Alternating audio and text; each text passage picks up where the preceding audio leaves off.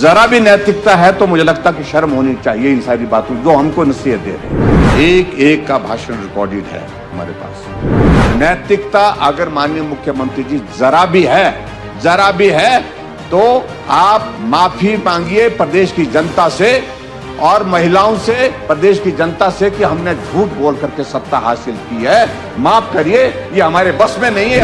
हमारी सब्र का इम्तिहान मत लीजिए। 20 महीने से ये गीत सुनने जा रहे हैं जहां आपने कहा है 300 यूनिट बिजली फ्री देंगे, 125 की बात छोड़िए, 4 दिन रह गए, 3 ऐड भी ऐसे लगाई, 3 दिन रह गए। ये गारंटी का बरका ही फाड़ दिया इनने। अब तो अपनी सरकार की गारंटी तलाश रहे हैं कि किसी तरह से बची रहे। अध्यक्ष महोदय, क्या आपको ये मालूम, जो माननीय मुख्यमंत्री जी बोल रहे हैं, क्या आपको ये मालूम था कि हम प्रदेश की जनता के साथ बहुत बड़ा धोखा कर रहे हैं झूठ बोल करके? क्योंकि सत्ता हासिल करने के लिए तो आप किसी भी एक्सट्रीम में चले गए। एक एक का भाषण रिकॉर्डेड है हमारे पास जहां आपने कहा है 300 यूनिट बिजली फ्री देंगे, 125 की बात छोड़िए, 4 दिन रह गए, 3 ऐड भी ऐसे लगाई, 3 दिन रह गए, 2 दिन रह गए, 1 दिन रह गया और इसके बाद आपको 300 यूनिट बिजली फ्री होगी। गोबर का 2 रुपए और हर महिला के लिए बड़े बड़े होर्डिंग लगा। क्या आप उसका भी जिक्र नहीं करेंगे कि आपने नैतिकता के आधार पर, जरा भी नैतिकता है तो मुझे लगता कि शर्म होनी चाहिए इन सारी बातों जो हमको नसीहत दे रहे हैं। अध्यक्ष महोदय, किस नैतिकता के आधार पर आपने वादे किए? किस नैतिकता के आधार पर आपने लोगों के बीच में झूठ बोला और झूठ बोल करके अब बोलते हैं कि आपने गलत किया? हमने सत्ता में आने के लिए कोई झूठ नहीं बोला। हमने सत्ता में आने से पहले ही इस सारी बात को लेकर बड़ा स्पष्ट किया था। चुनाव से पहले ही हमने स्पष्ट किया था हम ये हमारी योजनाएं बन रही है, इन योजनाओं पर हम ये कर रहे हैं। हमने कोई गलत नहीं किया था। इसलिए अध्यक्ष महोदय, नैतिकता अगर माननीय मुख्यमंत्री जी जरा भी है तो आप माफी मांगिए प्रदेश की जनता से और महिलाओं से, प्रदेश की जनता से कि हमने झूठ बोल करके सत्ता हासिल की है। माफ करिए, ये हमारे बस में नहीं है। अब माननीय अध्यक्ष महोदय, जिस विषय पर माननीय मुख्यमंत्री जी ने भी अपनी बात कही और माननीय सदस्य श्री जनार्दन जी ने भी अपनी बात कही, मैं सिर्फ इसमें यही कहना चाह रहा हूँ, ये विषय जो है बहुत गंभीर विषय बनते जा रहा है और इस विषय को गंभीरता की तरफ जिस तरह से जा रहा है उस तरह से ये कानून व्यवस्था का एक बहुत बड़ा मुद्दा ये शिमला शहर के अंदर नहीं पूरे प्रदेश में भी बन सकता है। इन सारी चीज़ों को लेकर के भी इस तरह से देखने की आवश्यकता है। अध्यक्ष महोदय, ये जो स्ट्रीट वेंडर का जो जिक्र किया है, हमने अपनी गवर्नमेंट के दौरान ये प्रयास किया था क्योंकि बहुत आसानी से हिमाचल प्रदेश में बाहर का कोई आदमी आता है, वो पहचाना जाता है, मालूम पड़ जाता है यहाँ का नहीं है। आने के लिए किसी को रोक नहीं है। इस देश का नागरिक कोई भी आ सकता है, नियम के मुताबिक बाहर का भी आदमी घूमने फिरने आता है, वो भी आता है। लेकिन जिस प्रकार से एकदम जो है ये बहुत बड़ी तादाद में ऐसे लोगों का आना जिनको हम जानते नहीं हैं, वो कहाँ रहते हैं ये भी मालूम नहीं है और उनकी पृष्ठभूमि क्या है, बैकग्राउंड क्या है ये भी मालूम नहीं है। तो जो वेरिफिकेशन का जो हमने उस वक्त एक प्रोसेस शुरू किया था, रजिस्ट्रेशन एंड वेरिफिकेशन, वो अवरुद्ध पड़ा है, वो रुका पड़ा है वर्तमान सरकार में और आप उसकी आवश्यकता महसूस नहीं करते होंगे शायद, मुझे लगता है। और दूसरी बात, तो हमको थोड़ा कई बार बोलने में भी एहतियात बरतनी चाहिए। जिस प्रकार से, मैं क्षमा चाहूंगा मैं जिक्र कर रहा हूं, माननीय मुख्यमंत्री जी ने सरकार बनने के बाद थोड़ा एक जिक्र किया कि 97% हिंदू के इस प्रदेश में मैं हिंदूवादी पार्टी को हरा करके आया हूं, हम हरा करके आए। ऐसी चीजों से कुछ लोगों को जो है उत्साह मिलता है गलत काम करने का। उनको लगता है कि हमारे लिए प्रोटेक्शन है, हमारे लिए बोला जा रहा है, हमारे लिए सोचा जा रहा है। तो ऐसी सूरत में मुझे लगता है कि ये स्थिति और ज्यादा आगे बढ़ जाती है और ये जो घटना घटित हुई है इसका डिस्पोजल जल्दी करना चाहिए। ये लंबी तारीखें देते देते बहुत लंबा प्रोसेस हो गया। इसको रूटीन का मसला मत सोचिए आप, या आप सोचेंगे कि भाई हिमाचल प्रदेश में जो अनऑथराइज्ड कंस्ट्रक्शन है वो लंबे समय से चल रहा है, लंबे समय से केस चल रहे हैं, वो एक इंडिविजुअल विषय हो सकता है किसी का, अनऑथराइज कंस्ट्रक्शन का, जिसका कोई घर अनऑथराइज तरीके से बना है, लेकिन ये कम्युनिटी से जुड़ गया है, ये विषय, ये समाज से जुड़ गया है, ये प्रदेश के बहुत बड़े वर्ग की भावनाओं से जुड़ गया है ये विषय। इसलिए सारे विषय को अलग तरह से देखने की आवश्यकता है। आप इसको हल्के में मत लीजिए। जो भी करना है इसका फैसला करना चाहिए और नियम के मुताबिक कार्रवाई करनी चाहिए, और नियम के मुताबिक कार्रवाई के लिए समय लंबा नहीं। और ये जो आप बोल रहे हैं कमेटी कॉन्स्टिट्यूट करेंगे, ये करेंगे, वो करेंगे, ये सारी चीजें समय टाइम गेन करने के लिए है। और मुझे लगता है कि जिस तरह से हमने देखा अभी तक उसमें कोई नेतृत्व उस प्रदर्शन में नहीं था, ना कांग्रेस की तरफ से था, ना भारतीय जनता पार्टी की तरफ से था, ना किसी और दल की तरफ। लोग अपने आप घर से निकले हैं, जन भावनाओं का आप अंदाजा लगा सकते हैं। लोग अपने आप निकले हैं और कोई उनका नेता नहीं था, कोई संगठन नहीं था, लेकिन उसके बावजूद हजारों लोग सड़कों पर आ गए। ऐसी सूरत में इस सारे विषय को बहुत अलग तरह से देखने की आवश्यकता है, इसकी गंभीरता को समझने की आवश्यकता है। और जो अनऑथराइज कंस्ट्रक्शन बाकी पूरे प्रदेश भर में हुई है उसका दायरा अलग है, उसका एक अलग तरह का तरीका हो सकता है सोचने का, मानने का, लेकिन इस प्रकार से इस सारे मामले को बहुत अलग तरह से देखने की आवश्यकता है। ये मैं माननीय मुख्यमंत्री से कहना चाहूंगा। हमारी सब्र का इम्तिहान मत लीजिए आप। 20 महीने से ये गीत सुनने जा रहे हैं। जिस तरह की सारी ये बातें कही जा रही है कि रेवेन्यू डेफिसिट ग्रांट आपको इतनी मिली, आपको जो है जीएसटी कंपनसेशन का पैसा, इसमें हमारा कसूर है क्या? केंद्र सरकार फाइनेंस कमीशन का जो अवार्ड है वो मिलना था, जिसके जो हमारे टाइम अवार्ड था वो हमको मिला, अब का जो अवार्ड जो है वो चल रहा है वो आपको मिल रहा है अभी मिला। अब उस सारी चीज को लेकर के मुझे नहीं लगता कि इस तरह की बात कहनी चाहिए। और दूसरी बात अध्यक्ष महोदय, जो जिस तरह के गंभीर आरोप लगा रहे हैं कि ताज होटल को भी पानी दे दिया, मुफ्त में पानी दे दिया, बिजली मुफ्त में दे दी, ये हाँ जी वाइल्ड फ्लावर हॉल को दे दी। ताज होटल के तो अभी हमें मालूम भी नहीं है कहां, जैसे हम गए भी नहीं है ना, सुना है कि बना गई। लेकिन अध्यक्ष महोदय, मेरा कहने का मतलब, तथ्य को इस प्रकार के तोड़ मरोड़ करके और प्रदेश के मुख्यमंत्री प्रस्तुत करने की कोशिश करके गुमराह कर रहे हैं सदन को भी, प्रदेश को भी। ये चीज बर्दाश्त नहीं है। इसलिए हम बोल रहे हैं, आप बोलिए ना, आपके कदम, एक एक कदम हम तो उन सारी चीजों पर बोलेंगे तो फिर हमने बहुत संयम से बोला है, ऐसी चीज कोई नहीं बोली है। इसलिए हमें सारी चीजें जो बोली हैं उस पर आप बताइए ना।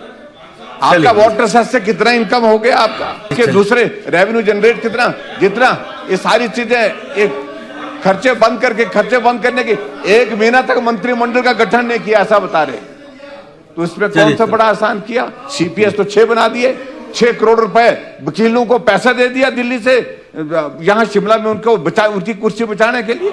चलिए, और यहाँ पर 2 महीने की सैलरी डेफर करके ये आपका कंसर्न आ गया, आपका कंसर्न आ गया, आपका ऐसी चीजों का जिक्र ना करें मेरे। अच्छा, प्लीज, आप प्रदेश की स्थिति खराब है और हम इसको ईमानदारी से ठीक करने की कोशिश कर रहे हैं, इस पर बात करिए। लेकिन ये मत कहिए कि हमने वो किया, मतलब आपने ये गलत किया, आपने वो गलत किया, इसकी वजह से, उसकी वजह से। अगर वजह हम लगेंगे खोदने तो इसी 20 महीने की बजाय बहुत मिलेंगी, मिलेंगी बहुत सारी चीजें। माननीय अध्यक्ष महोदय, हमारे तीनों माननीय सदस्यों ने इस विषय पर अपनी बात कही है, मैं उनके साथ हूं। प्रदेश में आर्थिक संकट है।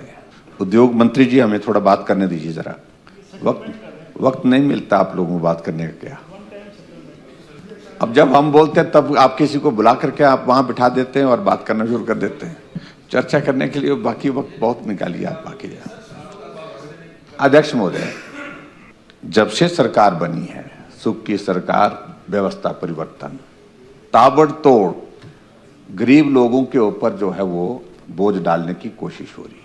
और मैं अध्यक्ष महोदय, अगर मैं इस दौर में सारी चीजों का जिक्र करूं तो बहुत लंबा विषय जाएगा। आपने आते ही डीजल की कीमतें 7 रुपए बढ़ा दी, आपने कोई चीज छोड़ी नहीं।